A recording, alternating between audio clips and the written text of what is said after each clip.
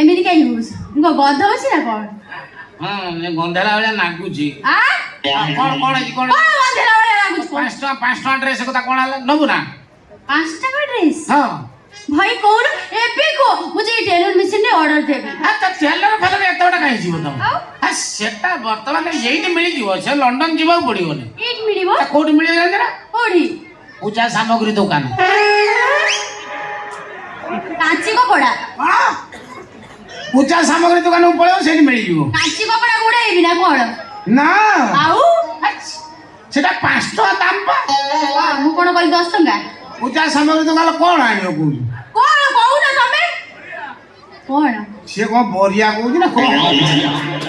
ପୂଜା ସାମଗ୍ରୀ ଦୋକାନକୁ ପଳେଇ ଦିଅ, 5 ଟଙ୍କା ପରିବା ସେ ଦବା, ସେ ଦୋକାନ ଦେଇଦବ। କୋ ଭାଇ ଡ୍ରେସ୍ ଦେଲେ କୋଇ 5 ଟଙ୍କା ଦେଇଦବ, ସେ ଦେଇଦବ।